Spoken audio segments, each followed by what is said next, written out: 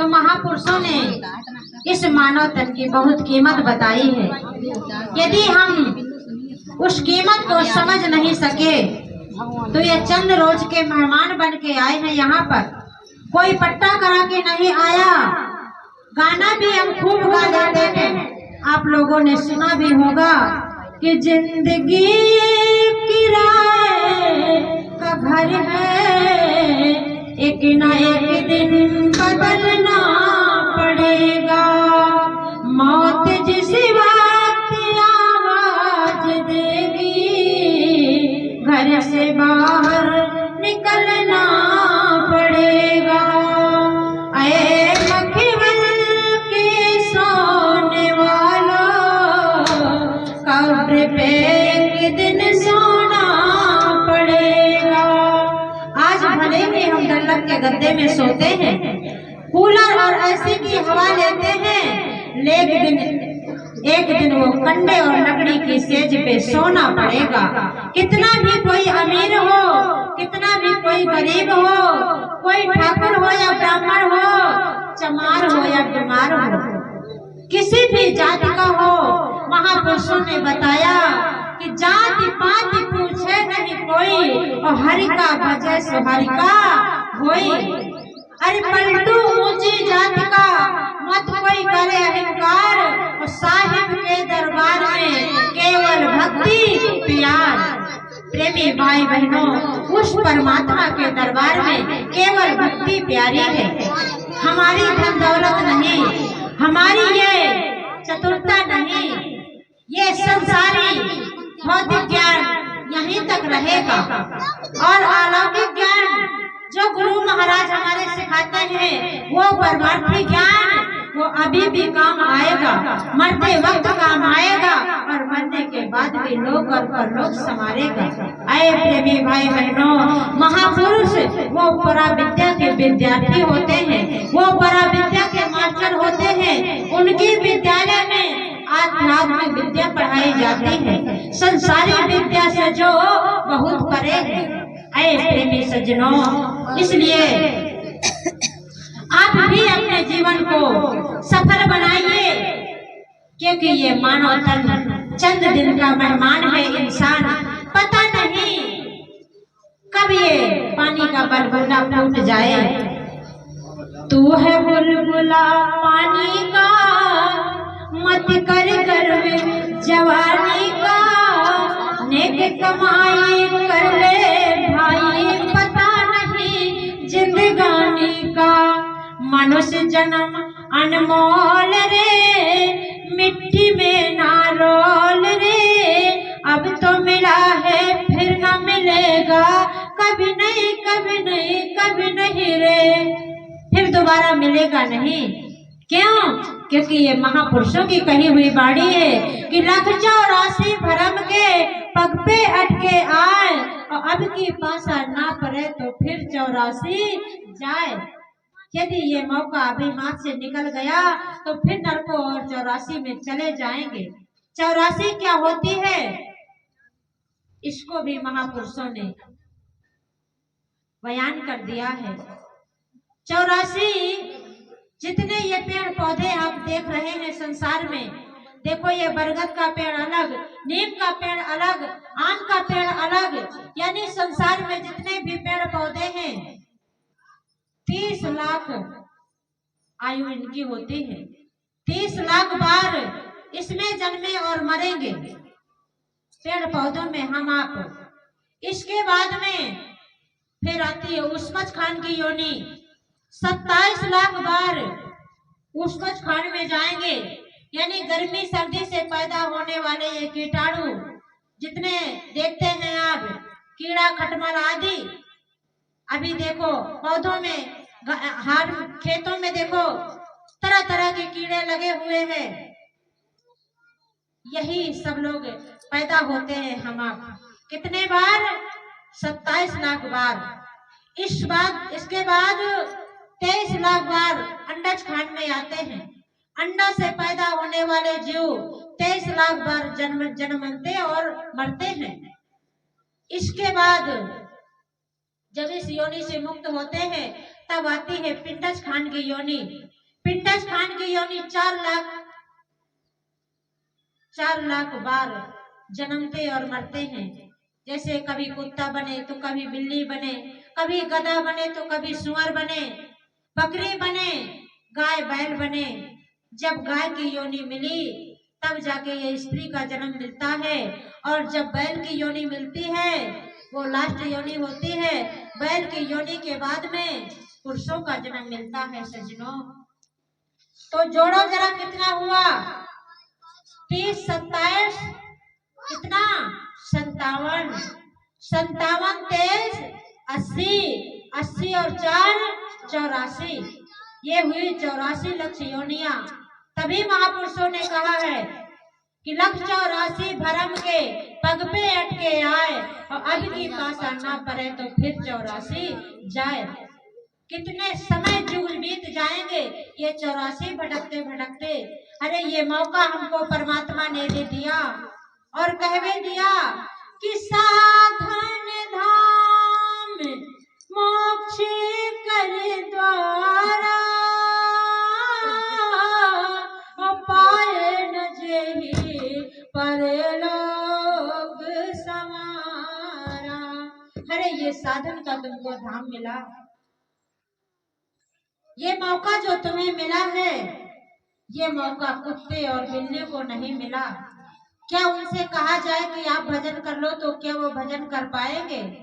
अरे प्यारे सज्जनों, और किसी पन को ये मौका नहीं मिला है। 5 तत्व पूरे अपने को मिले हैं और परमात्मा के उतरने की जगह आपको मिली है। जब भी वो परमात्मा मिलेगा इसी मानव मंदिर में मिलेगा, कहीं पेड़ पौधों में नहीं, जंगलों और पहाड़ों में नहीं, नदियां और गंगा जमुना में नहीं। जब भी जिनको परमात्मा मिला तो इसी मानव मंदिर पे मिला है प्रेमी भाई बहनों। घट में राम निहारा साधो, घट में राम निहारा, यही घर भीतर नगर अयोध्या जहां राम अवतारा। यही घट भीतर 7 समुंदर, यही में सरयू धारा, और यही घट भीतर राम मिलत हैं जब तीसर नयन उघारा। ज्यों तिनवाही तेल है, ज्यों चकमक में आग, और तेरा साईं तुझ में बसा, जाग सके तो जाग। अये प्रेमी भाई बहनों, कस्तूरी कुंडल बसाए मृग ढूंढे बन माही, और ऐसे घटी घटी राम है पर दुनिया देखे नाही। दुनिया नहीं देख पाती है और भटकती है अंधकार में। भगवान तो मंदिर में मिल जाएंगे, भगवान चित्रकूट में मिल जाएंगे, नहीं, वो भगवान अपने घट के अंदर मिलेंगे। जब भी जिनको जिनको मिला, गोस्वामी दास जी महाराज को राम मिले तो घट के अंदर ही मिले, मीराबाई को घनश्याम मिले घट के अंदर ही मिले, कबीर साहब को परमात्मा मिले घट के अंदर ही मिले। हमको आपको परमात्मा जब भी मिलेंगे तो घट के अंदर ही मिलेंगे, बाहर नहीं मिलेंगे। और कब मिलेंगे? जब आप गुरु की शरण में पहुंचेंगे सज्जनों। जब तक गुरु नहीं बनाएंगे तब तक उस घर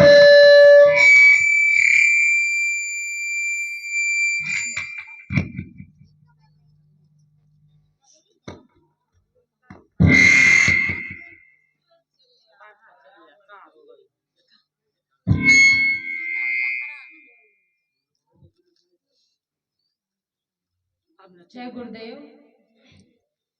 वो परमात्मा जब भी मिलेगा तो घट के अंदर ही मिलेगा प्रेमी भाई बहनों। वो परमात्मा को कहीं बाहर ढूंढने की जरूरत नहीं है। जब गुरु बना लोगे तो गुरु अंदर जाने का रास्ता बता देंगे, क्योंकि परमात्मा से मिलने का रास्ता अंदर में गया है। ये 9 दरवाजे बाहर की तरफ खुलते हैं और 10वां दरवाजा अंदर की तरफ खुलता है। तो वो दरवाजा जब अंदर है तो जब अंदर जाने का मर्म भेदी मिलेगा, कोई महापुरुष मिलेंगे तब वो अंदर जाने का भेद बताएंगे, और जब भेद बता देंगे तो उनके बताए हुए रास्ते पर चलेंगे तो उस राम के दर्शन दीदार मिल जाएंगे। महापुरुषों ने कहा जब लग बुझ हो पत्थर पानी अंतर्यामी ना मिले।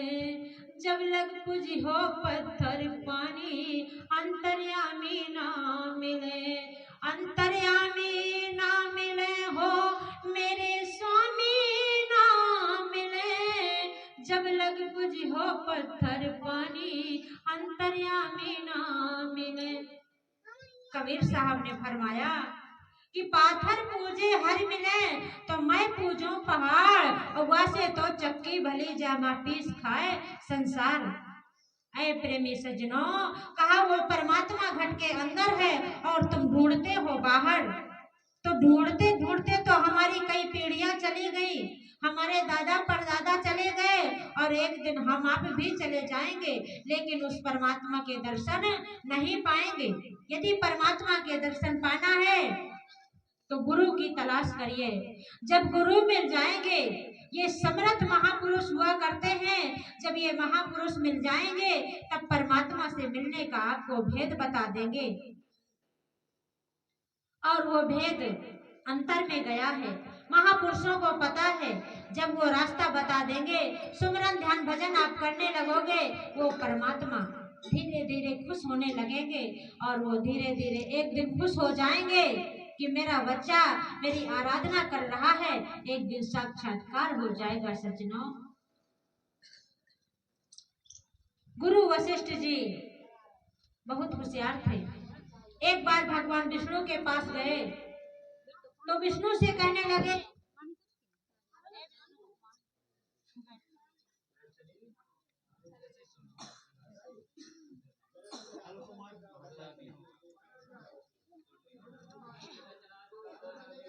सब लोग आवाज में लग वशिष्ठ जी जो है विष्णु भगवान के पास जाते हैं और कहा कि प्रभु मैं आपके दर्शन करना चाहता हूँ। तो विष्णु भगवान ने इनकार कर दिया, कहा नहीं वशिष्ठ, नहीं, तुम मेरे दर्शन नहीं कर सकते हो। बोले क्यों? कहा तुमने गुरु नहीं बनाया है, तुम अभी निगुरा हो, निगुरों के मैं दर्शन नहीं देता। यदि मेरा दर्शन करना चाहता है तो तुझे पहले गुरु बनाना पड़ेगा। जब गुरु बना लोगे तो आपका दर्शन दीदार हो जाएगा।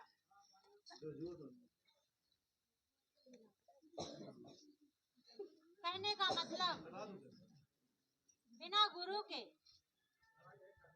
ये जीवन एक पशु के समान होता है। सज्जनों, इसकी कोई अहमियत नहीं होती है।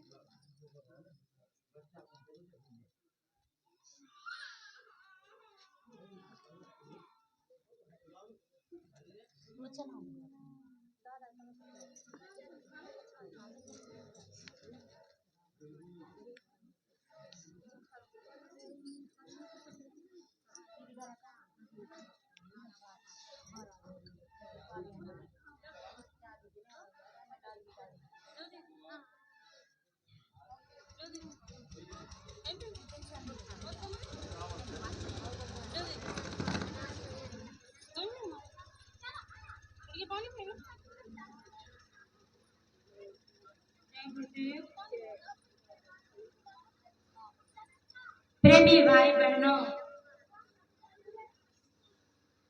जब महापुरुष मिल जाते हैं तो सारा भेद बता देते हैं। अभी हम आप अंधकार में भटकते हैं, इस संसार में फंसे हैं, शायद सोच रहे हैं कि सुख हमें इसी में है, तो सुख इसमें नहीं है। देखो, लाभ के लिए सारा दिन हम भटकते हैं, सुबह से शाम तक चलते हैं, अपने ही लाभ के लिए देश परदेश जाते हैं, दुकान खोलते हैं, नौकरी पेशा करते हैं, यानी लाभ के लिए ही सारी दुनिया दिनों रात भटकती है कि हमें लाभ मिलेगा। और वो लाभ क्षणिक लाभ है जो हम प्राप्त कर लेते हैं। असली लाभ कहाँ पर है?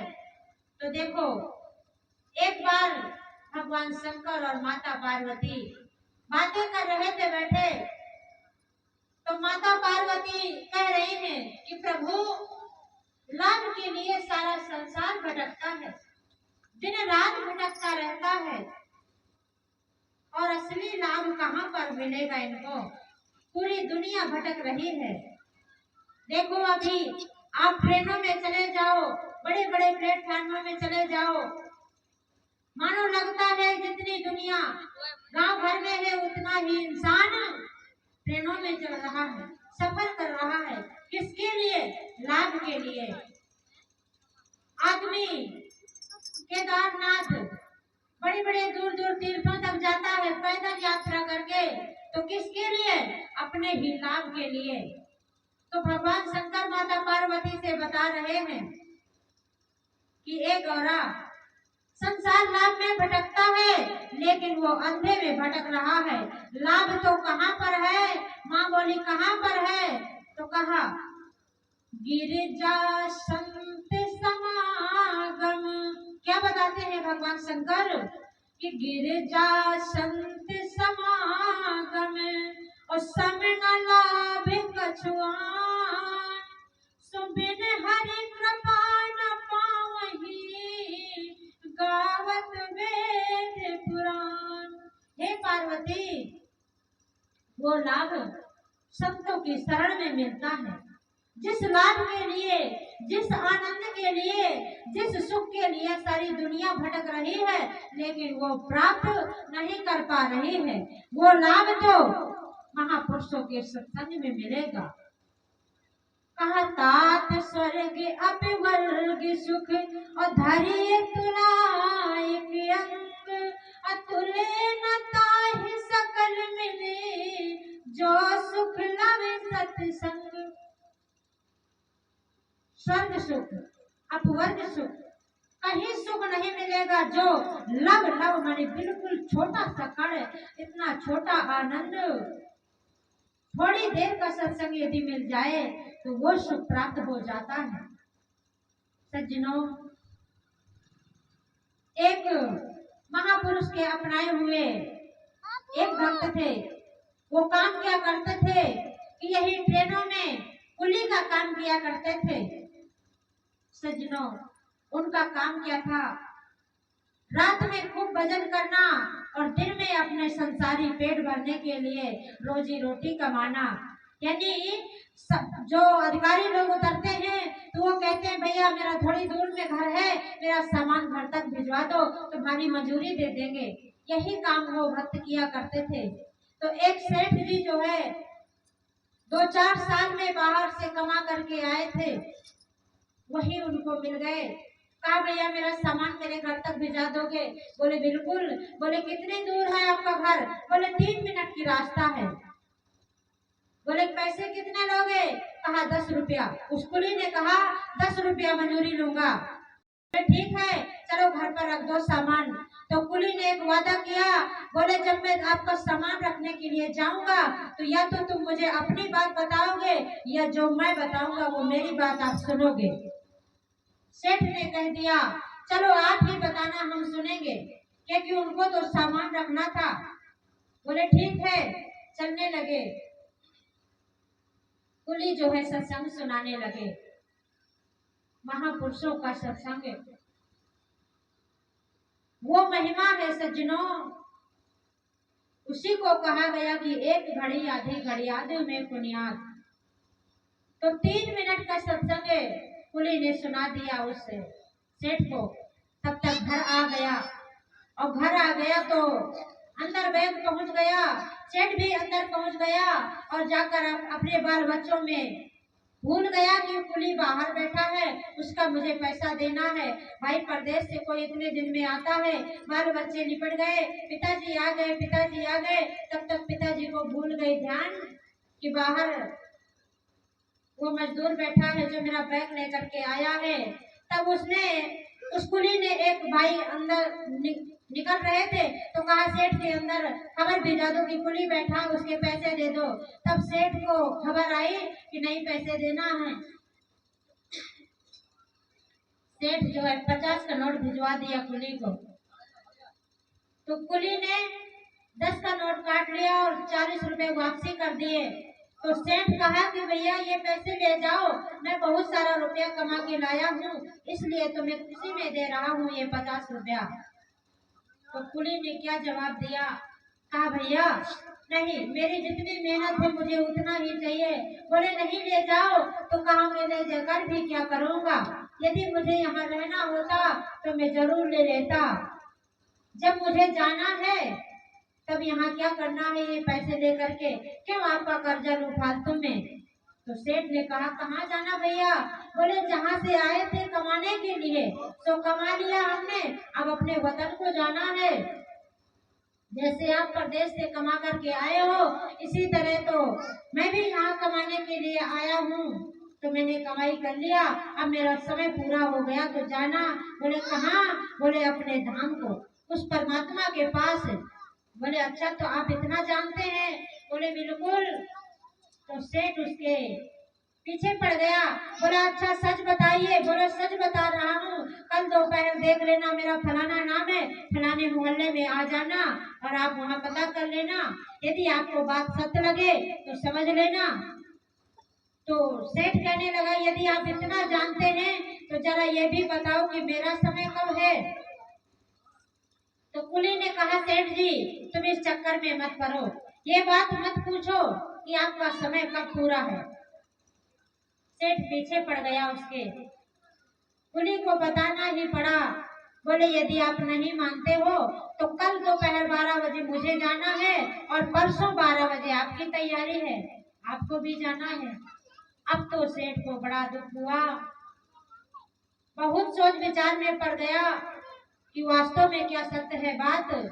इतने दिनों से आया हूँ और मैं 4 दिन भी नहीं रह पाऊंगा यहाँ। कुछ नहीं, मन में विचार बना रहा, मन अनमन हो गया। और कल जैसे ही 12 बजे का समय आया तो वही मोहल्ले में वही सेठ पहुंचा तो लोग नहा करके आ रहे थे। तो बोले भैया कहाँ से आ रहे हो। बोले वो अपने मोहल्ले का जो कुली था ना वो आज खत्म हो गए, चले गए, उन्हीं का देहांत करके हम लौट रहे हैं। अब तो सेठ को बड़ी चिंता हो गई, कहा ये बात तो उसकी सत्य निकल गई, क्या मुझे भी यही शिकार मैं भी बन जाऊंगा, मेरा भी क्या सत्य में समय पूरा हो गया। अब तो बेचैनी बढ़ गई सेठ को। प्रेमी भाई बहनों, रात बीती, चिंता की वजह से उसने भोजन नहीं किया, किसी को नहीं बताया। और जब कल से समय आया तो सेठ का भी यहाँ से जाना हो गया। तो कुली ने एक बात समझा रखी थी वही 3 मिनट में, कहा जब तुम्हारा समय पूरा हो जाए और जब तुम ऊपर जाना तो ऊपर तुमको यमलोक के दरबार में तुमसे पूछा जाएगा कि तुमने अच्छा क्या किया। तो जब देखा जाएगा आपके कर्मों का हिसाब तो ये 3 मिनट का सत्संग तुम्हारे काम आ जाएगा।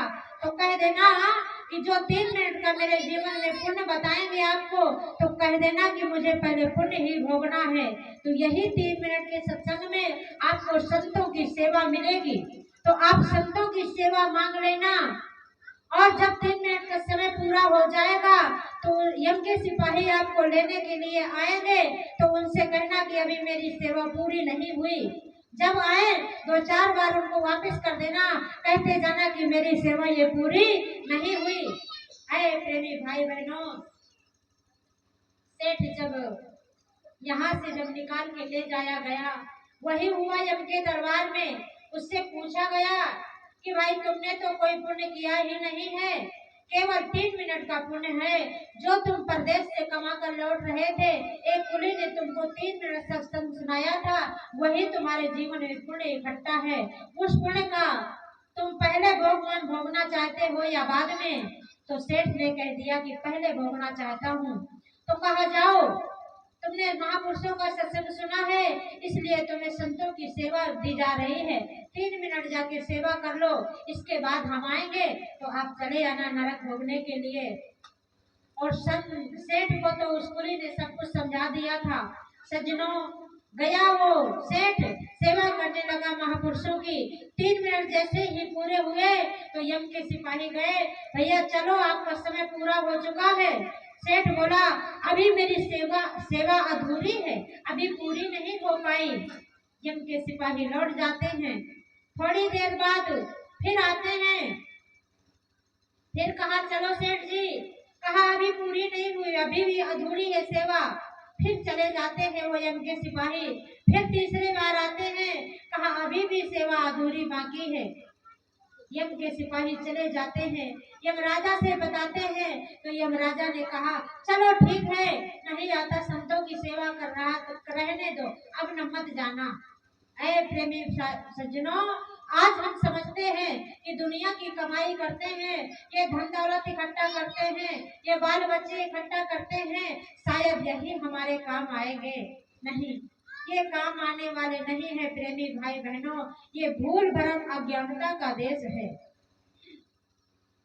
यदि हम आप इसमें भटकते रहेंगे तो ये जीवन हमारा धोखे में बीत जाएगा। पता नहीं कब परवाना आ जाए और यहाँ से चलना हो जाए और खाली हाथ हम आप लोग चले जाएं। इसलिए हमें वो दौलत इकट्ठी करनी होगी जो हमारे काम आएगी। महापुरुषों की दी हुई दौलत काम आती है, लोक और परलोक दोनों बना दिया करती है प्रेमी भाई बहनों।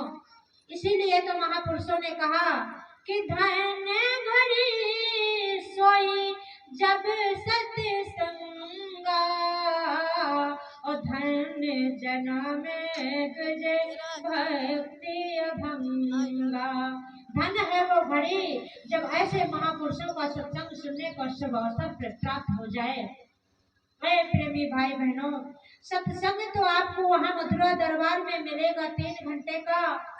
वो सत्संग जिस सत्संग में नहा लोगे आप, वो मान सरोवर है। सत्संग है मान सरोवर सुख की खान रे बंदे, सत्संग में मिलते हैं सचमुच भगवान रे बंदे, भगवान रे बंदे। ये वक्त के महापुरुष साक्षात परमात्मा का रूप होते हैं और मिलते कैसे हैं? निर्मल मन जन, परमात्मा ने क्या कहा?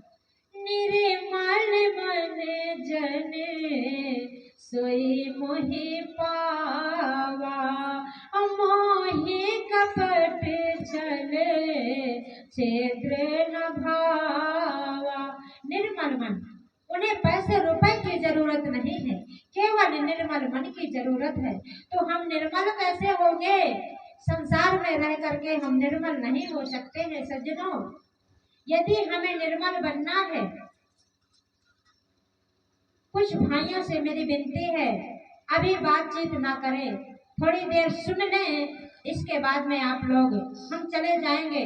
खूब बात करते रहना प्रेमी भाई बहनों।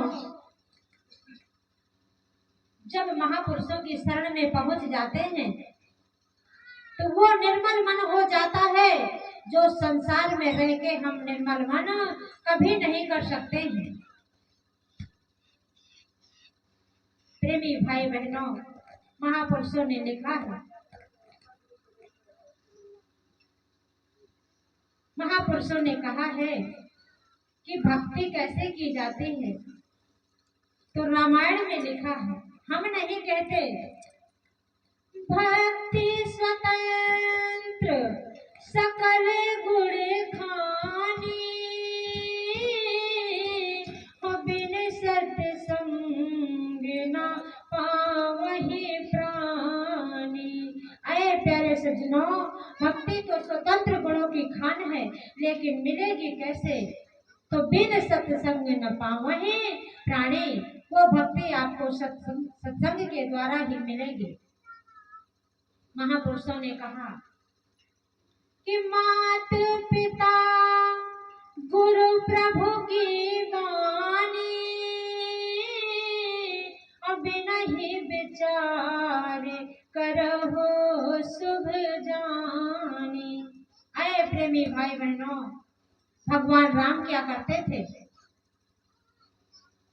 अपने माता पिता,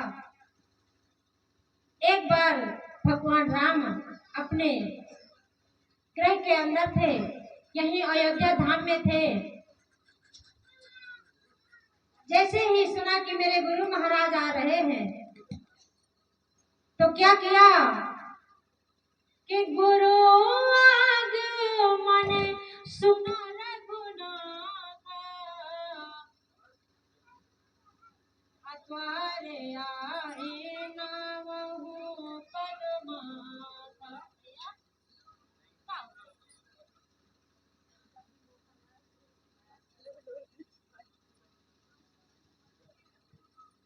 जय गुरुदेव, जय गुरुदेव।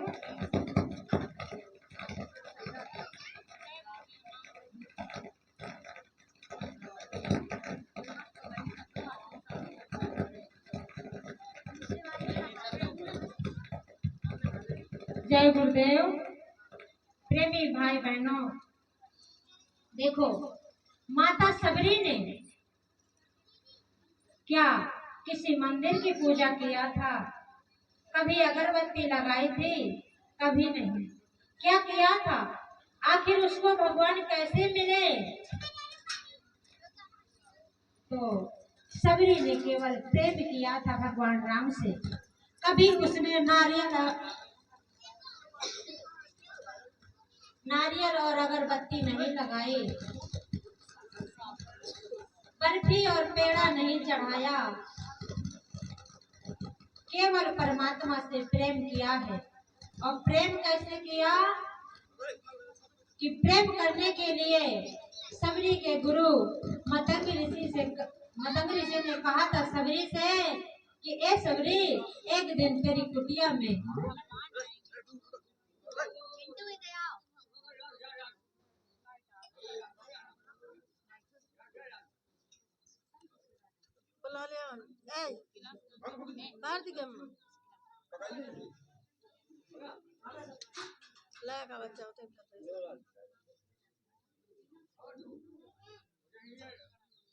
दूर पकाइए, छोटे बच्चा ना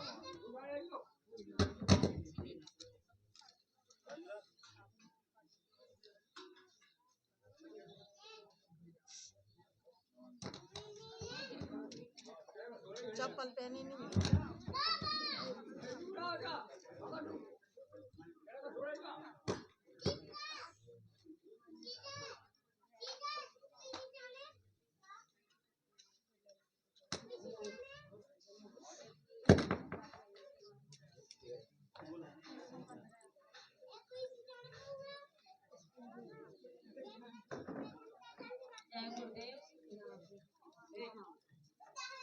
जय गुरुदेव। प्रेमी भाई बहनों, मतंग ऋषि ने सबरी से कहा, ए सबरी, तेरी कुटिया में एक दिन भगवान आएंगे। तो सबरी क्या करने लगी?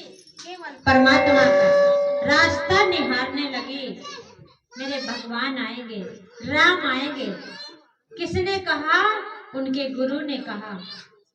सज्जनों, जो महापुरुष बात कह दें वो बात कभी मिथ्या नहीं जाती। संत वचन पलटे नहीं, पलट जाए ब्रह्मांड। सूरज जो है पूरब छोड़ के पश्चिम से उग सकता है, लेकिन महापुरुषों के मुखारबिंद से निकली हुई बातें मिथ्या नहीं जा सकती। अकाट शब्द हुआ करते हैं महापुरुषों के। तो मतंग ऋषि ने कहा था, ये सबरी, एक दिन तेरी कुटिया में भगवान आएंगे। बस अपने गुरु के शब्दों पर प्रेम करते हुए, अपने गुरु के वचनों पर दीवानी हो करके रोज प्रार्थना करती थी भगवान से। रोज गलियां झाड़ती थी, रोज फूल बिछाती थी, रोज इंतजार करती थी मेरे भगवान कब आएंगे। सज्जनों, इंतजार करते करते वो समय आया, सबरी माँ के ग्रह पर भगवान राम का आगमन हुआ। तो सबरी देखी राम ग्रह आए, हम उनके वचन समझे जिए भाई। श्याम गौर सुंदर दो भाई, सबरी परी चरण लिपटाए। जैसे ही माता सबरी ने देखा, अरे मेरे राम आ गए, मेरे प्रभु आ गए। देखो, कुटिया के बाहर नहीं गई, किसी मंदिर में पूजा करने नहीं गई, केवल प्रेम किया। किससे? भगवान राम से। तब तभी तो कहा गया राम ही केवल प्रेम प्यारा, जान ले जो जानने हारा।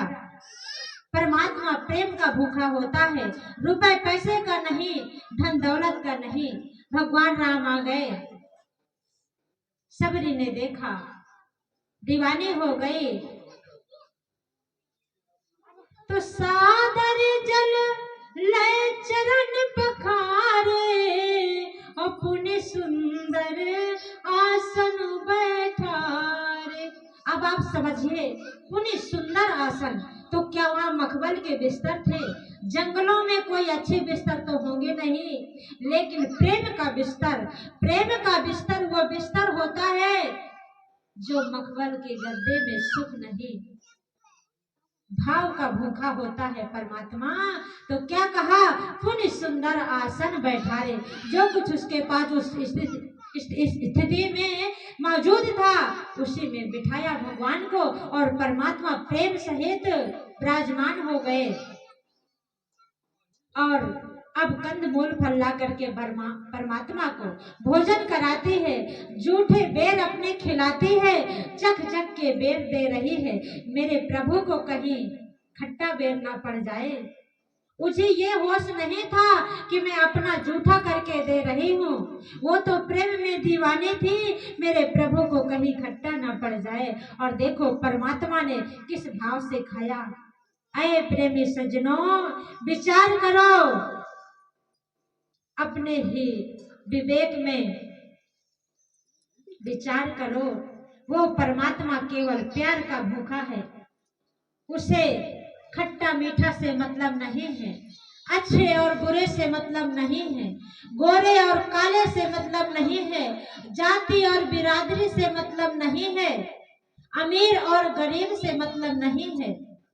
सज्जनों, जैसे ही परमात्मा ने ये भोजन किया, जूठे बेर खाए, और बहुत प्रसन्नता से बयान करते हुए कहा, वाह सबरी, जो तेरे जूठे बेरों में आनंद आए, इतना आनंद कभी नहीं आया। तो हाथ जोड़ करके विनती करने लगी, कहा परमात्मा, सब लोग तो मेरा मजाक उड़ाते ही हैं, लेकिन आप भी मेरा मजाक उड़ाने लगे। तो पानी जोरे आगे भई ठाढ़े, अप्रभहि बिलो के प्रीत अति बढ़ी। जैसे ही हाथ जोड़ करके विनती करने लगी तो प्रभु को और प्रसन्नता हुई उसके ऊपर, और फिर विनती करती है कि अधम अधम अधम अति नारी, और तिन में मैं अति मंद गारी। हे परमात्मा, मैं अधम जाति की हूँ, अधम से अधम नारी हूँ, तिनमें भी मैं अति मंद गंवारी हूँ। और हम आप क्या सोचते हैं, अरे हम तो छत्री हैं, राजा हैं, बड़े आदमी हैं, पैसे वाले हैं, लेकिन वो परमात्मा ये अच्छाई बुराई नहीं देखता, केवल प्रेम देखता है। सज्जनों, इस तरह से परमात्मा प्रसन्न होते हुए उसे नवधा भक्ति का पाठ पढ़ाते हैं, नवधा भक्ति का ज्ञान कराया। कहते हैं भगवान राम कि नवधा भक्ति कहाँ तुहे पाही, और सावधान सुनो धर्म मन माही। ए सबरी, मैं नवधा भक्ति का ज्ञान सिखाता हूँ।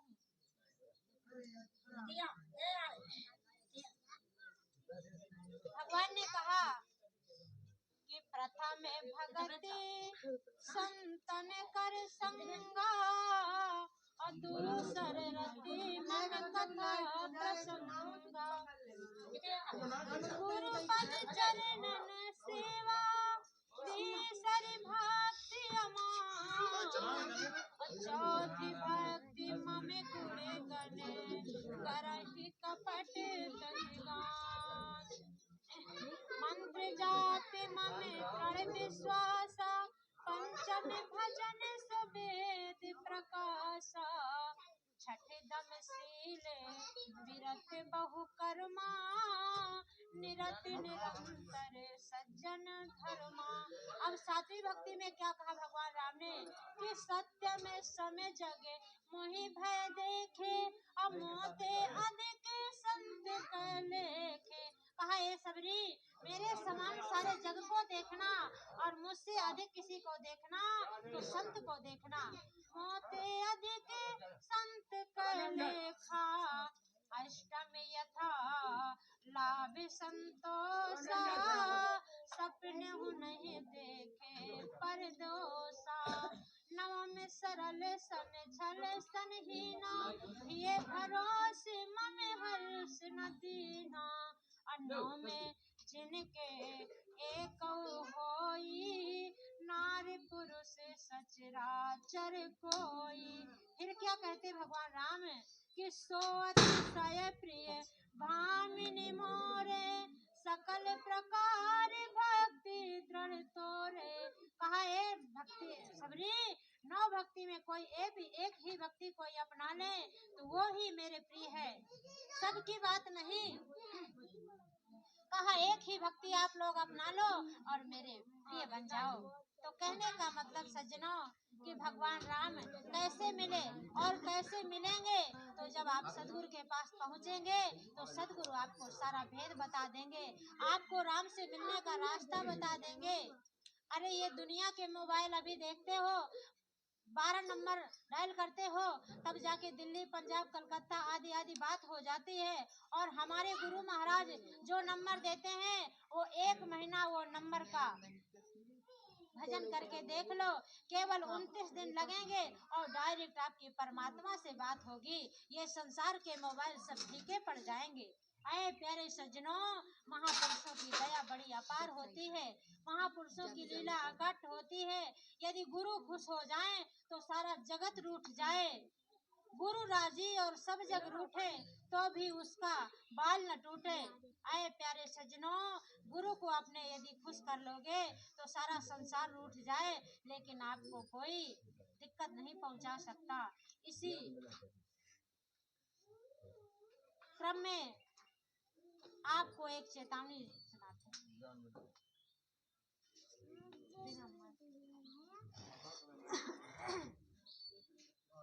कबीर साहब ने कहा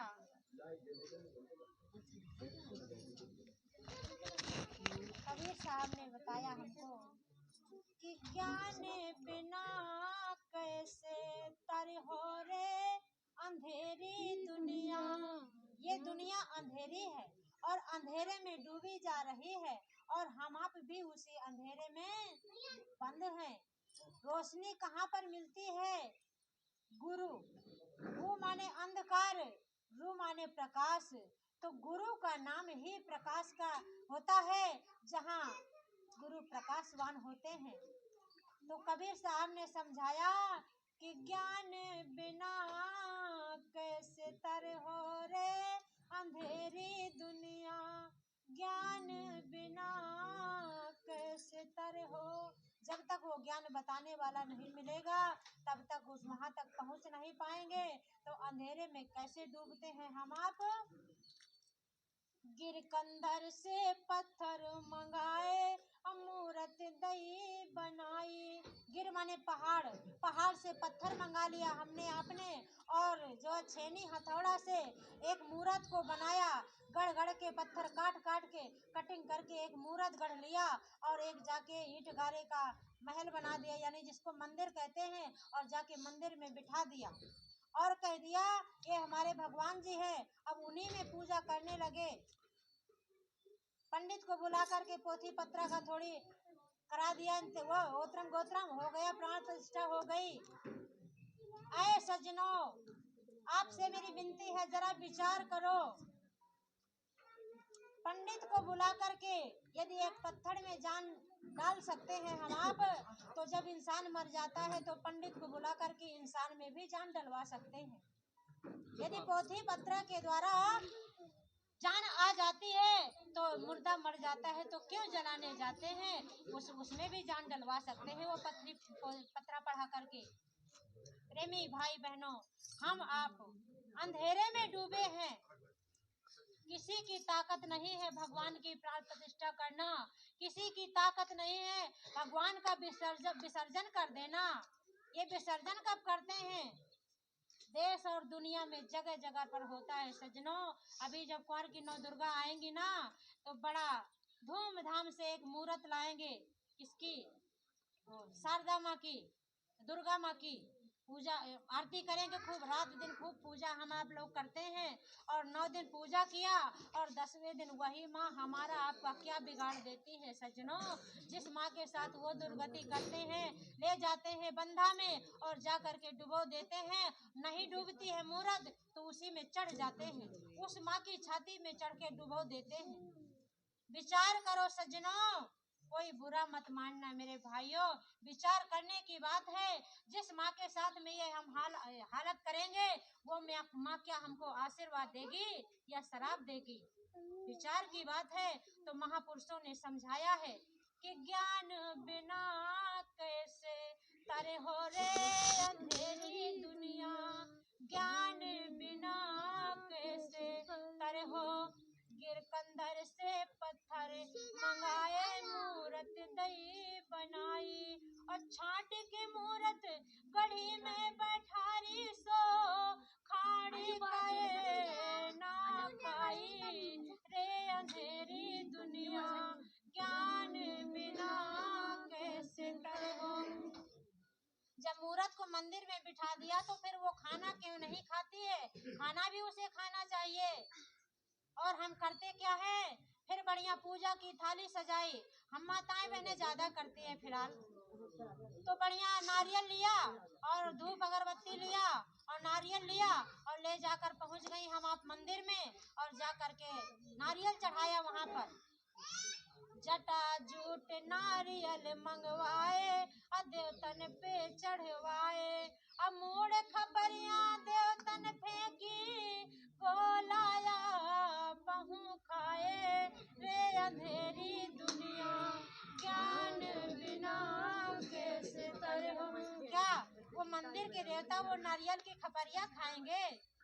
फोड़ दिया उन्हीं के सिर पे और जाकर के नारियल फेंक दिया जटा वहीं पे, और गोला जो है रख लिया अपनी थाली में और ले जाकर के घर पहुंच गई हम, और खूब खाया जाके घर में। अरे देवतन को उल्लू बना रहे हैं हम आप लोग हैं। वो परमात्मा बहुत होशियार है, वो कहीं बाहर नहीं है सज्जनों, घट में है वो, और भटका दिया हमको आपको बाहर। जाओ चले जाओ, पीपल में परमात्मा मिलेगा, पेड़ में मिलेगा, मंदिर में मिलेगा, कहीं और मिलेगा, और बैठा छिपा अंदर है। कहा मोको कहाँ ढूंढ रहे बंदे, मैं तो तेरे पास में, ना तीरथ में ना मूरत में, ना मैं व्रत उपास में, ना मैं क्रिया कर्म में रहता, नहीं गिरपुरी संन्यास में, अब खोजी हाय तुरंत मिल जाऊं एक पल की तलाश में, मैं तो हूँ विश्वास में, मैं तो तुम्हारे अंदर, और तुम विश्वास तो करो मैं कहीं बाहर नहीं। अंतिम कड़ी कबीर साहब ने क्या कहे? हम नहीं कहते अपनी तरफ से, ये महापुरुषों के वचन आप तक पहुंचा रहे हैं। जियत पिता को लातन मारे और मरे हाड़ गंगे पहुंचा में। क्यों? यही होता है ना।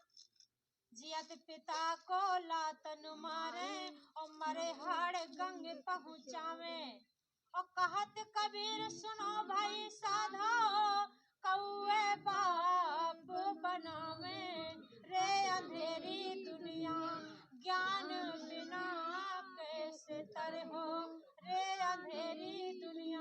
अब कौए बाप कब बनाते हैं हम आप लोग, उसकी भी जरा बता दें। जब वो कुंवर का महीना आती है ना, हड़ा लगते हैं, पानी दिया जाता है। जिंदा में अपने माँ बाप की सेवा नहीं कर पा रहे हम लोग, इतनी अज्ञानता में फंसे हैं सज्जनों।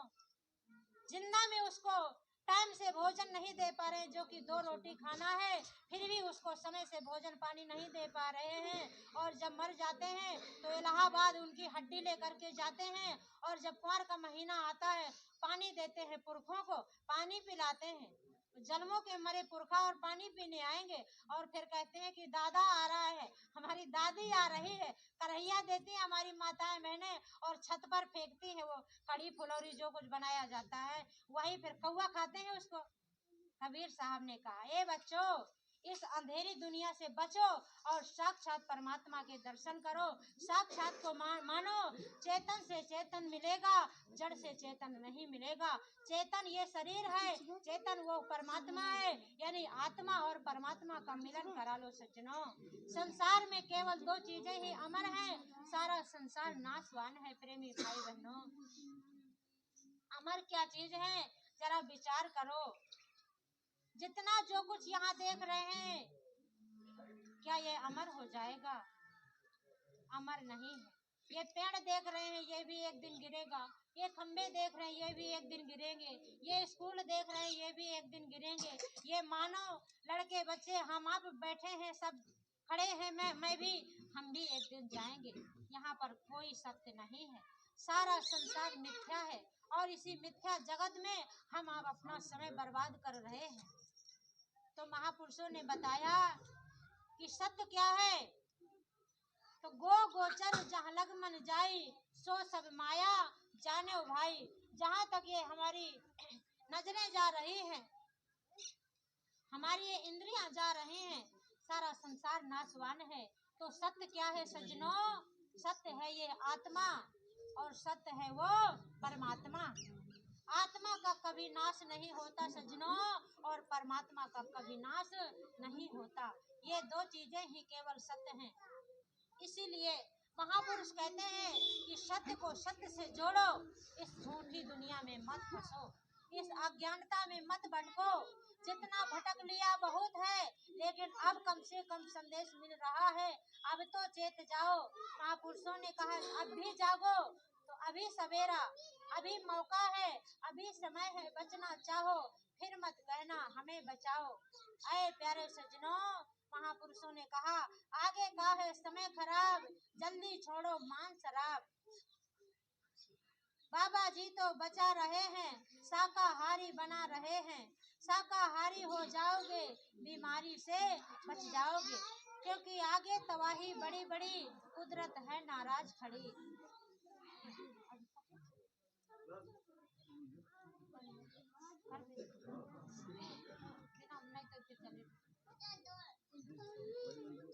सज्जनों, इस अंधकार में मत भटको, सदगुरु की दया में चलो और सदगुरु की निहार ले लो। यदि आपको गुरु की दया मिल गई तो फिर जीवन में आनंद ही आनंद छा जाएगा। अरे मरना तो सबको है, लेकिन मरने में अंतर है। महापुरुषों ने कहा कि मरना सब करें, मरण न जाने को। मरना ऐसा चाहिए कि फिर आवागमन ना हो रे भैया, आवागमन ना हो। क्यों? हमारी बात आप तक सुनाई दे रही है सबको? प्रेमी भाई बहनों, मरना तो है ही, लेकिन मरने में अंतर है। ऐसा मरे तो जो इस आवागमन से छुटकारा मिल जाए।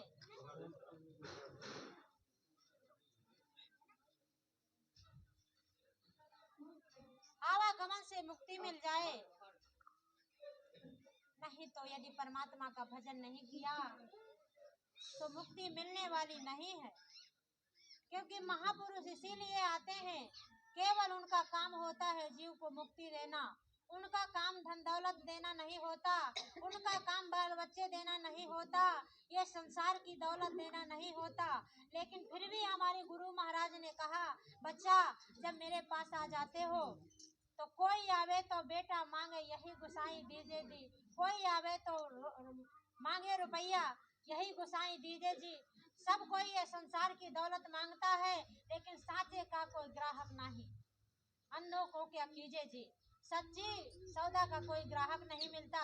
तो सच्ची सौदा के ग्राहक बनिए मेरे सज्जनों, अंधेरी दुनिया के ग्राहक नहीं। अंधेरे में भटकेंगे, गिर जाएंगे। खाई है आगे बहुत बड़ा खंडक है, जन्मों जन्मांतर के लिए 84 में चले जाएंगे।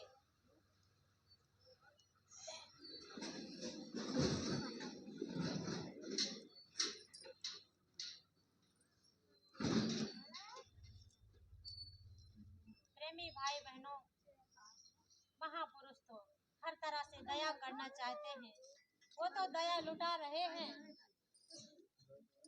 सज्जनों, देरी तो हमारी आपकी है।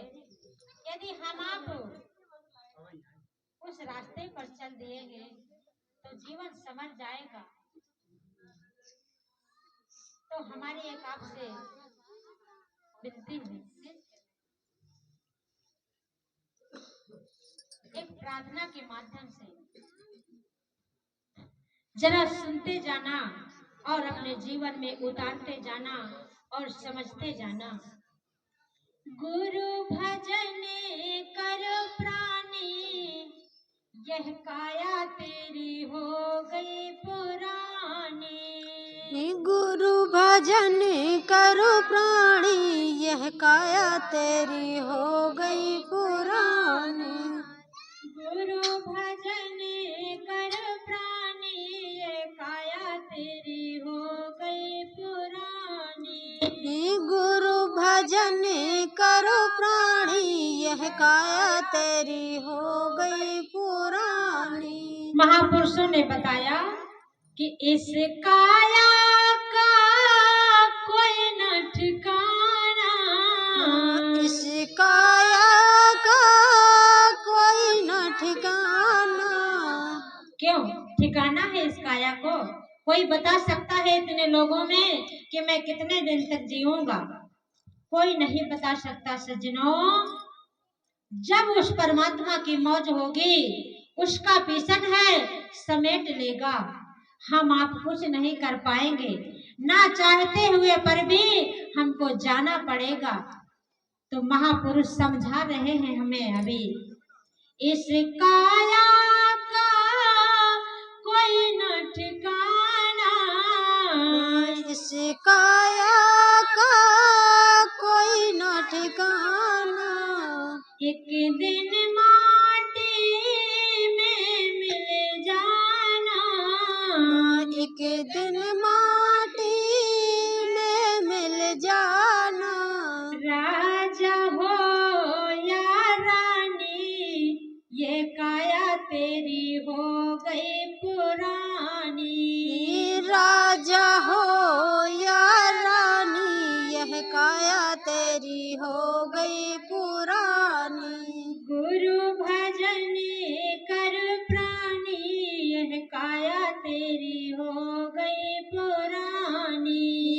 गुरु भजन करो प्राणी, यह काया तेरी हो गई पुरानी। जिस काया को जीवन भर सजोते रहे, अच्छा अच्छा भोजन पदार्थ खाते रहे, कहीं ये शरीर दुबला ना हो जाए, अच्छे अच्छे तेल अतर साबुन लगाते रहे, संजोते संजोते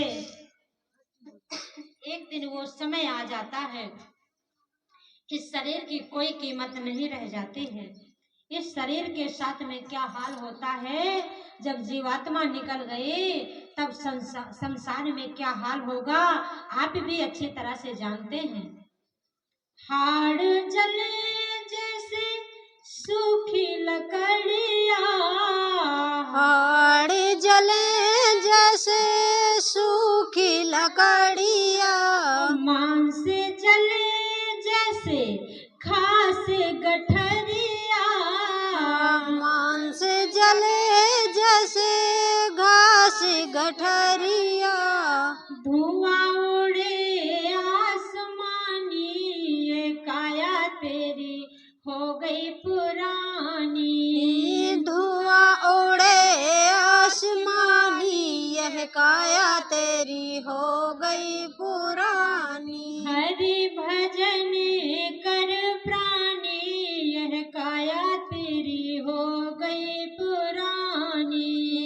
हरि भजन करो प्राणी, यह काया तेरी हो गई पुरानी। महापुरुषों ने कहा कि लख 84 भोग के आया, लख 84 भोग के आया। मुश्किल से तूने नर्तन पाया, मुश्किल से तूने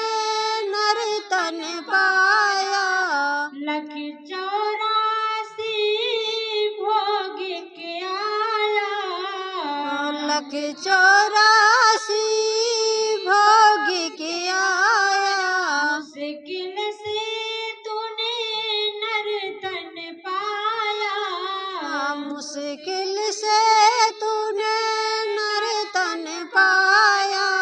और इसकी कदर नहीं जानी, कदर ही नहीं जानते हैं। सोचते क्या है, खाओ पियो मौज करो, अरे ये चंद रोज के लिए मिला है, बार बार नहीं मिलेगा ये मौका। महापुरुष अभी आगाह कर रहे हैं, समझा रहे हैं, इस शरीर की कद्र कर लो, इसमें रहते जीवात्मा अपना निज काम कर लो। इसकी कदर नहीं जानी, ये काया तेरी हो गई पुरानी। इसकी कदर नहीं जानी, यह काया तेरी हो गई पुरानी। गुरु भजन कर प्राणी, यह काया तेरी हो गई पुरानी। गुरु भजन करो प्राणी, यह काया तेरी हो गई पुरानी। जो तू चाहे भविष्य तरना, जो तू चाहे भविष्य तरना। आप सब लोगों से मेरे हाथ जोड़ के विनती है, बूढ़े बुजुर्गों से, युवा भाइयों से, सबसे, जो तू चाहे भविष्य तरना, जो तू चाहे भविष्य तरना। सिर सतगुरु की ले ले सरना, श्री सतगुरु की ले ले शरणा। बन जाया तम ज्ञानी, यह काया तेरी हो गई पुरानी। बन जा तम ज्ञानी, यह काया तेरी हो गई पुरानी। हरि भजन कर प्राणी, यह काया तेरी हो गई पुरानी। हरि भजन करो प्राणी, यह काया तेरी हो गई पुरानी। प्रेमी भाई बहनों, ये काया दिन ब दिन पुरानी होती जा रही है, और एक दिन ये श्वसन निकल जाएगी, फिर जिंदगी का खेल खत्म हो जाएगा, कोई कीमत नहीं रह जाएगी। इसलिए अभी कीमत रहते, अभी जीवन रहते, अपना असली काम कर लो। असली काम क्या है, तो हमारे गुरु महाराज ने बताया है, असली काम भजन करो, यही तुम्हारा असली काम है। यदि भजन करोगे तो महापुरुषों ने बताया, हमारे गुरु महाराज ने कहा, तुमने भजन कर लिया तो यही भजन तेरे संग चलेगा। क्यों? कि ये दुनिया की दौलत जाएगी। विचार करो जरा, यदि भजन कर लिया तो केवल भजन ही साथ जाएगा, ये संसार की दौलत संसार में ही छूट जाएगी, ये बीच में ही मिली और बीच में ही छूट जाना है। और यदि भजन कर लिया, महापुरुष बना लिया, जैसे आप कोई अच्छा बुरा काम मन बिगड़ जाता है लोगों से, मुकदमा जेल तक पहुंच जाता है, तब वहां क्या होता कि पुलिस आती है, पकड़ करके ले जाती है, फिर हम लोग जाते हैं तो एक वकील करते हैं और 2 गवाह करते हैं, और फिर वो मुकदमा जज के पास जाता है, फिर जज इंसाफ करता है, तो हमारा वकील हमारी तरफदारी करेगा, और विपक्षी वकील होगा तो हमारी कमी निकालेगा, उसका सपोर्ट करेगा, और जिसका वकील हावी हो जाएगा यानी होशियार होगा, वही मुकदमा जीत जाएगा। और जिसका वकील कमजोर पड़ जाएगा, शरीर से नहीं दिमाग से, जिसका वकील बहस नहीं कर पाएगा जज के सामने, वो वकील फीका हो जाएगा, वो मुकदमा हार जाएगा। आए प्यारे सज्जनों, ये वही जज है संसार में, अपने महोबा जिला में जज हैं अपने इधर के। और जब ऊपर जाओगे, ऊपर के लिए ये जज बना लो। इनके उत्तराधिकारी वो जज हैं जो उस जज के सामने किसी संसार वाले की नहीं चलेगी, यमराजा की नहीं चलेगी। 3 लोक नवखंड में गुरु से बड़ा न कोई, करता जो नहीं कर सके गुरु करे सो होए। ऐ प्यारे सज्जनों, यदि ये जज बना लिया आपने, इनसे दोस्ती कर लिया, मान लो आपकी जज से दोस्ती हो गई, यही महोबा जज से दोस्ती हो गई, और आपने कोई अनबन भी कर दिया, तो लोग देख के डरेंगे आपकी शक्ल को।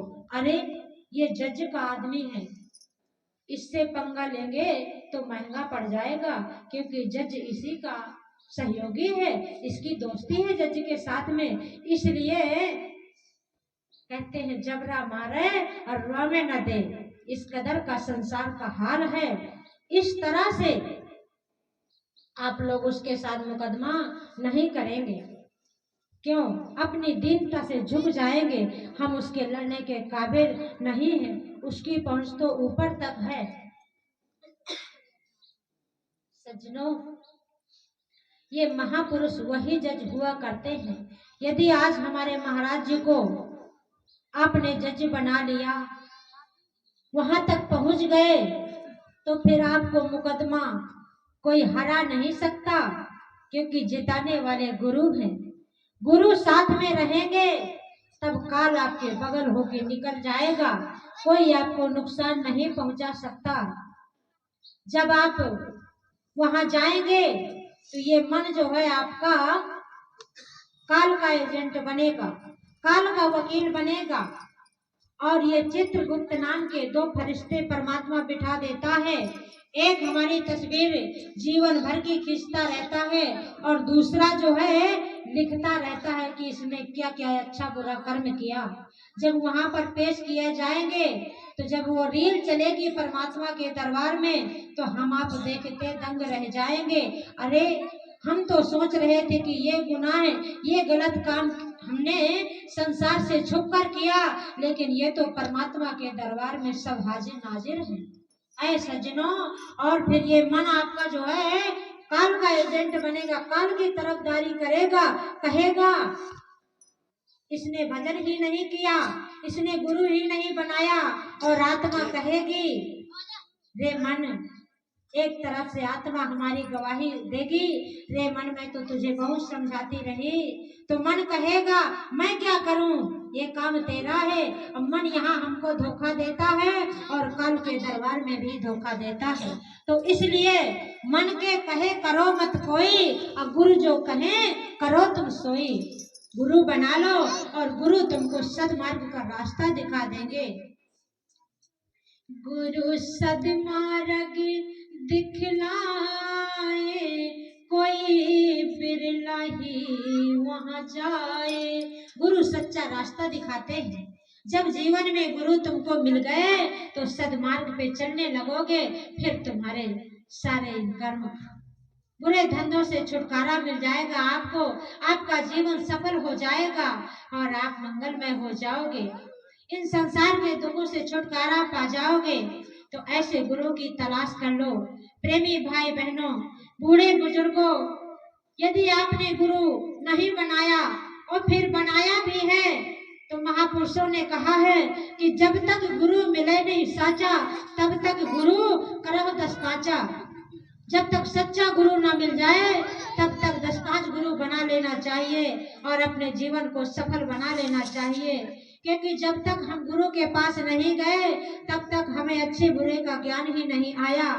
अज्ञानता में के वशीभूत होकर के न जाने कितने बकरियों मुर्गियों की गर्दनें मड़ोल रहे हैं, हम आप मछलियों की गर्दनें काट रहे हैं, मदिरा पान कर रहे हैं, महापुरुषों ने क्या कहा, इसका बदला कैसे चुकाना पड़ेगा, बड़े ध्यान से सुनना। महापुरुषों ने कहा, जो गल काटे और का सो आपन रहे कटाए, और साईं के दरबार में बदला कहीं न जाए। आए सज्जनों, बदला आपको चुकाना पड़ेगा, फिर बहुत महंगा हो जाएगा, फिर रोगे चिल्लाओगे, फिर वहां कोई चीख पुकार सुनने वाला नहीं होगा। इसलिए गुरु महाराज कहते हैं, जितना किया सो किया, कम से कम अभी आ जाओ और अपना जीवन संभाल लो। अरे वही दारू में ही नहीं जी रहे आप, वही पराए जीवों की हत्या करके उससे पेट भर रहे हैं। अरे क्या वो नहीं खाएंगे तो आप जी नहीं पाएंगे? नहीं जानते कि आज इस पेट भरन के खातिर तू पाप कमाता निस दिन, शमशान में लकड़ी रखकर तेरे आग लगेगी, एक दिन खाक हो जाएगा। महापुरुषों ने कहा, बच्चा फिर बहुत महंगा पड़ेगा तुझे, कई जन्मों तक इसी तरह वो तुझे काट काट कर खाएंगे, नोच नोच कर खाएंगे। ये कर्म प्रधान देश है, कर्म प्रधान विश्व रच राखा, जो जस करे तस फल चाखा। जैसा करोगे वैसा भोगने को मिलेगा। अज्ञानता बस ये बुरे कर्म करते चले जा रहे हैं हम लोग, और जब यदि अच्छे मार्ग पर चलने लगोगे, सदगुरु की शरण में पहुंच जाओगे, तो सदमार्ग मिल जाएगा आपको, इन बुरे कर्मों से बचाव हो जाएगा। तो मेरी आपसे हाथ जोड़ करके विनती है मेरे भाइयों, इन बुराइयों से बचो और अपने जीवन को सफल बनाओ, अपने जीवन को कृतार्थ बनाओ। पहली बात तो आप खाते हैं, हमारा कुछ नहीं जाता, खूब कमाओ, पैसा अपना बर्बाद करते हो, बाल बच्चे अपने बर्बाद करते हो, शरीर अपना बर्बाद करते हो, और आगे की पीढ़ी जो छोटे छोटे ये नन्हे मुन्ने बच्चे आपके औलादे घर में आ रही है, आज आप एक बोतल पीते हैं मेरे भाइयों, कल वो बेटा आपका आ जाएगा, आपको जब ये देखेगा, आज आप मछलियां खा रहे हैं, बकरा खा रहे हैं और दारू पी रहे हैं, जब आपका बेटा समर्थ होगा, आपकी ताकत नहीं कि उस बच्चे को संभाल पाए, आप नहीं संभाल पाओगे, वो 4 बोतल इंग्लिश की पिएगा। यदि आप उसको मना करेंगे, वो मुंह तोड़ जवाब देगा, आपके पास जवाब नहीं रह पाएगा सज्जनों। इसलिए मेरी विनती है आपसे, इन बुराइयों से बचो और सद्मार्ग की तरफ चलो। गुरु हमेशा अपने बच्चों को संभालना चाहते हैं, बचाना चाहते हैं। यदि आपने महापुरुषों की बात को मान लिया और उनके बताए रास्ते पर चलने लगे, तो आपका जीवन सफल हो गया। अरे आप बाजार में जाते हो, बकरा खरीद के लाते हो, विचार करो जरा, सुनते जाओ ध्यान से। बाजार जाते हो, जाके बड़े शौक से बकरा का गोश्त लाए। आप गांव घर में बकरियां पालते हैं, जब बकरी बीमार हो जाती है, 1-2 दिन तक उसका इलाज करते हैं, जब देखते हैं कि आराम नहीं मिल पा रहा, तुरंत उसको मार्केट दिखाते हैं, बेच दिया जाए, नहीं तो मर जाएगी, तो ये पैसा भी जाएगा। आपने बेच दिया, मानो मोहल्ले का कोई भी व्यक्ति गया और बेच आया, और थोड़ी देर बाद आप पहुंचे, उसी बीमार बकरे को आपने बढ़िया 1 किलो तुलाया और घर में ले आए, और उसके अंदर कैंसर था, मानो बकरे के अंदर कैंसर था, तब वो बेचा गया और आप गए और वही कैंसर का मांस खरीद के आप ले आए घर में। तेल मसाला बर्बाद किया, रुपया बर्बाद किया, अपनी गृहस्थी बर्बाद किया, यानी किचन का भंडारा बर्बाद किया। वो मुर्दा लाके किचन में अपने बनाया, जहाँ पर भोजन बनाया जाता है, भगवान का भोग लगाया जाता है, क्योंकि अन्न देव एक देवता है। जिस दिन अन्न नहीं मिलेगा तो वो बकरा और मुर्गा काम नहीं आएगा। अन्न में ही प्राण है, आपको रोटी नहीं खाने को मिलेगी। उस भगवान के भोग में आपने उसको बनाया और जाकर खा गए वही कैंसर का बकरे का मांस, और वही जब मांस पेट के अंदर पहुंच गया, असाध्य बीमारियों को उसने जन्म दे दिया। आज आप देख रहे हैं क्या हालत है। हे प्यारे सज्जनों, इशारे में ही समझना बहुत बड़ी बात है। यदि संभलना चाहो तो संभल जाओ। गुरु महाराज हमारे कह रहे हैं कि अभी समय है, बचना चाहो फिर मत कहना हमें बचाओ। बाबा जी तो बचा रहे हैं, शाकाहारी बना रहे हैं। तन मन करता कौन खराब, अंडा मछली मांस शराब। मानवता का कर दिया नाश, पीकर दारू खाकर मांस। मानवता चली गई इंसान के अंदर से। महापुरुष बार बार विनम्र निवेदन करते हुए आपसे हाथ जोड़ करके हमारे हुजूर महाराज जी ने कहा, हाथ जोड़ करके विनती करते हैं कि हाथ जोड़कर विनय हमारी हो जाए सब शाकाहारी। जब हमारे गुरु महाराज ने हाथ जोड़ लिया तो मैं भी आपके हाथ जोड़कर विनती करती हूँ कि प्रार्थना है मेरी आपसे, शाकाहारी बने, सदाचारी बने, अपने जीवन को सफल बनावे। आगे ये होली का कार्यक्रम 23, 24, 25, 26 मार्च 3 दिन का कार्यक्रम है। वहां पर वो दया अमृत बरसात होने जा रही है। पूज्य हुजूर महाराज जी आपको वो दौलत दे देंगे जो जीवन भर कमाई करो और खरीदने के लिए जाओ तो कभी खरीद नहीं सकते। उस दौलत को पाने के लिए अब चलो, देखो आपका ही गांव का भाग्य देखो, यहाँ की गाड़ी जा रही है। सभी बूढ़े बुजुर्ग जो भी जाना चाहें, ये मत समझना कि हम तो बुढ़े हो गए, हम चलने में असमर्थ हैं। नहीं, कोई दिक्कत नहीं है, जिम्मेदारी हमारी सबकी रहती है। एक पिता तुल्य हैं आप, सबकी सेवा में हम तत्पर हैं। सब लोग को चलना है, कहीं पैदल नहीं जाना, वहीं आश्रम पे उतरना है। 4 कदम पे सत्संग फील्ड है, कोई प्रकार की दिक्कत नहीं आपको होगी। अरे जीवन भर आपने अच्छा काम नहीं कर पाया तो बुढ़ापी बेला ही कर लो। अरे कम से कम भजन नहीं कर पाएंगे तो सदगुरु की शरण में पहुंच गए, सदगुरु का यदि जीव बन गए तो दोबारा 84 में तो नहीं जाएंगे, कम से कम दोबारा मरने के बाद मानव तन में आना मिल जाएगा। ऐ प्यारे सज्जनों, ये नाली का कीड़ा, ये सांप और बिच्छू, ये कुत्ता और बिल्ली बनके भटकना नहीं पड़ेगा, दर दर की ठोकरें नहीं खाना पड़ेगा, मानव तन मिल जाएगा। गुरु महाराज ने कहा जो मेरी शरण में आ जाता है तो पहले जन्म में भजन नहीं कर पाता तो पुनः दोबारा जन्म दे करके उससे भजन कराता हूँ। दोबारा में नहीं कर पाया तो तिवारा मानो तन दे करके भजन कराता हूँ। तिवारा में भी यदि पूरा भजन नहीं कर पाया, यानी जीते जी परमात्मा को नहीं पाया, तो चौथी बार में उसको जन्म दे करके जीते जी पार कर देता हूँ। जय गुरुदेव। ये महापुरुषों की दया का प्रसाद है सज्जनों, तो लूट लो उस प्रसाद को, उससे वंचित ना हो पाओ।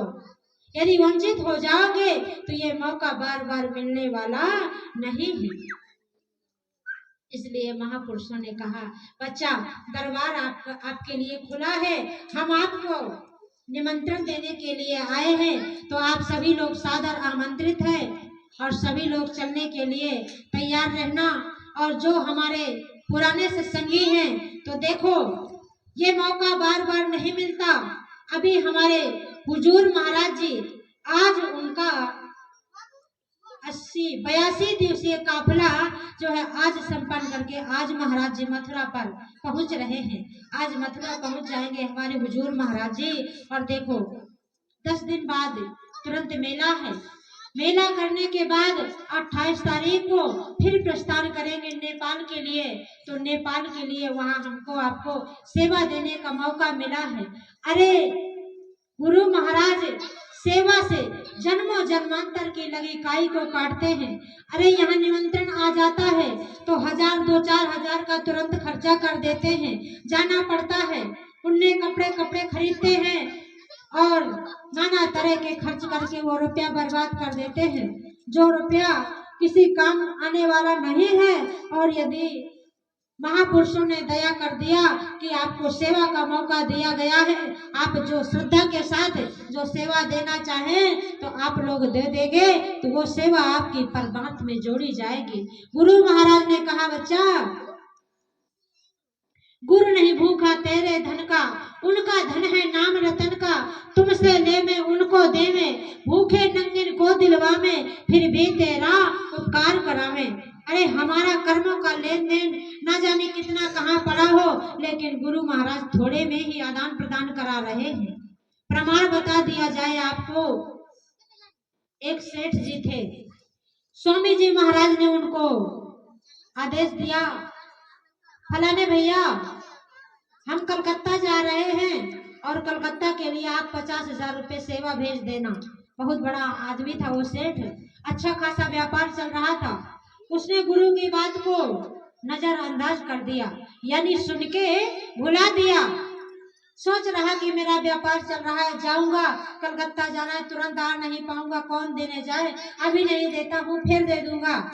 स्वामी जी महाराज चले गए। महापुरुष केवल इशारा करते हैं, जबरदस्ती किसी से नहीं करते, कभी नहीं किसी के बारे में, ना तुमको भजन के बारे में, ना तुमको सेवा के बारे में, ना अपनी दरगाह में बुलाने के बारे में, केवल इशारा करते हैं। यदि आप आना चाहो तो आ जाओ, जीवन अपना बना लो, ना आओ तो तुम्हारी मर्जी, बाबा जी की अर्जी है, आगे आपकी मर्जी है। ये हमारे गुरु महाराज के वचन हैं। तो कहा भैया 50,000 रुपये सेवा भेज देना। वो सेठ ने ध्यान नहीं दिया, गुरु महाराज चले गए। इसके बाद जब उसका सीजन खत्म हुआ, जब गुरु महाराज लौट करके आ गए कलकत्ता से, तब ये 2-3 महीने बाद 1 लाख रुपया लेकर के पहुंचा सेठ मथुरा, और स्वामी जी से कहा, हुजूर आपने 50,000 रुपये मांगे थे और मैं 1 लाख रुपए लेकर के आया हूँ, ये है सेवा। गुरु महाराज ने कहा, बच्चा ये ले जाओ, अब किसी काम की नहीं है तुम्हारी सेवा। बोले क्यों? बोले मैं कलकत्ता जा रहा था, वहां पर तुम्हारा कर्जा पड़ा था, इसलिए तुमसे रुपया लेकर 50,000 तुम्हारा आदान प्रदान करना चाहता था, लेकिन तुमने मौके में ठुकरा दिया, बात समझ नहीं पाई। अब तुमको 7 बार जन्म लेना पड़ेगा कलकत्ता में, और फिर वहां 7 बार जन्म लेके उनका कर्जा अदा करना पड़ेगा। इतना सुनते ही वो चरणों में गिर गया। सेठ कहा, बच्चा अब रोने से कोई फायदा नहीं, दया तो वचनों में दी जाती है, समय पर तूने वचन को नहीं मान पाया, ले जा पैसा, कोई जरूरत नहीं, 1 लाख को हम क्या करेंगे, हमें अपने के लिए नहीं लेना, मैं तो तेरा आदान प्रदान करना चाहता हूँ। कहने का मतलब सज्जनों, हम थोड़ी बहुत सेवा यदि दे देते हैं गुरु महाराज को, तो सोच लेते हैं कि अरे हमने गुरु को पैसा दिया। अरे गुरु तेरे धन का भूखा नहीं है, वो तो हमारे आपके उपकार के लिए सेवा लगा देते हैं। तो ऐसे उपकार में सेवा से वंचित ना जाएं। सभी लोग अपनी अपनी श्रद्धा के अनुसार सेवा अपनी ज्यादा से ज्यादा पहुंचाएं, ताकि अपने जीवन के लिए कमाई इकट्ठी होती चले। गुरु ने कहा, यदि बच्चा तू मुझे 10 रुपया देगा तो मैं तेरा 10 गुना वापसी करके दूंगा। तू मुझे 1 गिलास पानी पिला देगा तो मैं पानी के बदले तुझे दूध पिलाऊंगा। तू मुझे 1 मुट्ठी से देगा, मैं तुझे 4 मुट्ठी दूंगा। तू मुझे 1 हाथ से देता है, मैं तुझे 4 हाथों से दूंगा। तू चिंता क्यों करता है?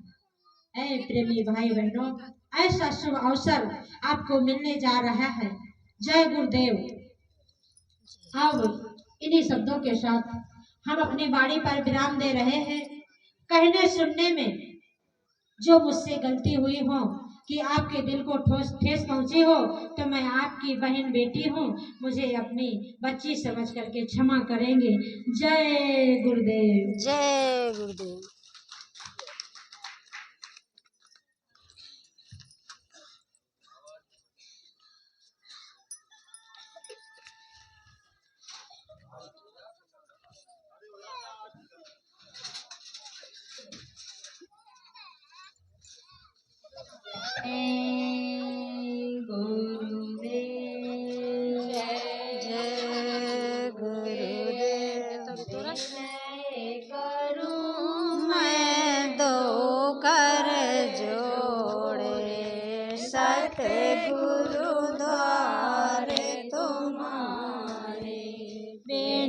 ग्रते दीप आरे साजूं दो अकियन मजेदारे, भावे सहित नित बैठ झरोखे जो बहुत प्रियतम प्यारे, पागे ध्वनि सुनाहु श्रवण ही अपने, मन के काज बिसारे, जागी सुरत पियत चरणामृत, पियत पियत होई न्यारे, घंटा शंख मृदंगे सरंगे, बंसी बीन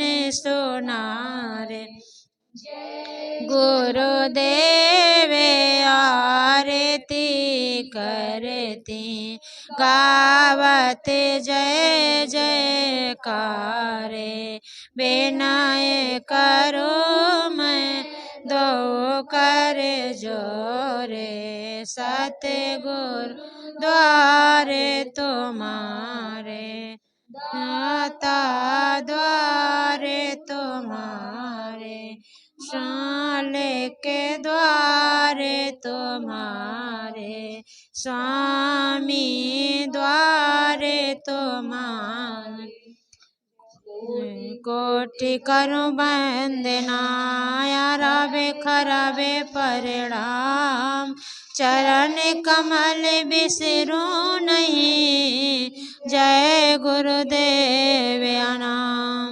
चरण कमल बिसरू नहीं, जय गुरुदेव नाम, जय गुरुदेव। नारा बोलो, नारा जय गुरुदेव नाम किसका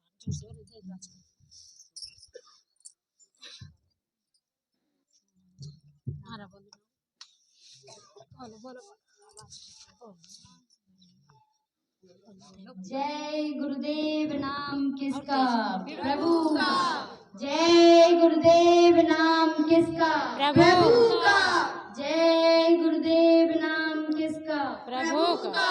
तन मन करता कौन? तन मन करता कौन खराब? अंडा मछली मांस क्या खाने से होगी? क्या खाने से होगी भलाई? साग सब्जी दूध मलाई, हाथ सब रोगों की एक दवाई, शाकाहारी हो जाओ भाई, हाथ जोड़कर विनय हमारी, हो जाए सब शाकाहारी, हाथ जोड़कर विनय हमारी, हो जाए सब शाकाहारी, जय गुरुदेव। जय गुरुदेव।